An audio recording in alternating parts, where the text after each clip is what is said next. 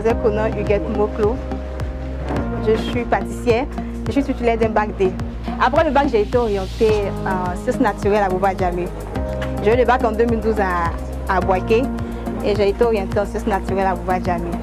J'ai fait la première année, après la deuxième année. Déjà que j'ai eu le bac à Boaké, il fallait trouver un tuteur pour moi à Abidjan. C'était vraiment compliqué. Et à partir de la deuxième année, j'ai commencé à faire des jobs. Et c'est comme ça que j'ai eu un job dans une pâtisserie à Yopougon. Là-bas, je travaillais en tant que caissière. Et pendant mes heures de pause, je partais les aider à la production. Au fur et à mesure que je les aidais à la production, j'ai commencé à aimer le métier. Et c'est comme ça que je me suis renseignée comment devenir pâtissière. J'ai fait des formations à gauche et à droite. Après, j'ai eu une bonne attestation en tant que pâtissière. Et quand je suis arrivée à Yamsoko, j'ai commencé à produire à la maison. J'avais un petit four de maison, je faisais des cakes, je faisais goûter à mes voisins. Et après, j'ai commencé à vendre dans les écoles. J'économisais mon argent dans le but d'avoir une pâtisserie. Et je vendais de bouche à oreille, les gens commençaient à me connaître, j'ai commencé à avoir des clients. Et c'est comme ça qu'un jour, j'ai croisé un ami de classe qui m'a parlé de son projet. Il avait un projet d'élevage, il a été financé par le PGDEC. Il m'a expliqué, je suis allée m'inscrire et j'ai été retenue.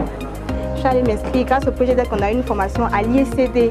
Ils nous ont coaché sur vraiment beaucoup de choses et on a fait les arts.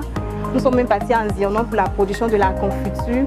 Et après, ils nous ont aidés à établir un business plan.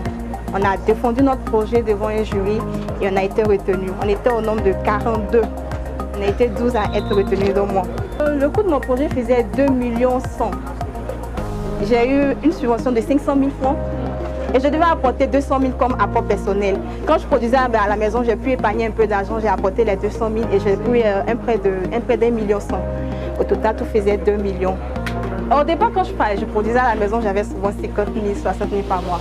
Et depuis que j'ai construit ma pâtisserie, je vais souvent à 200 000, 150 000 par mois.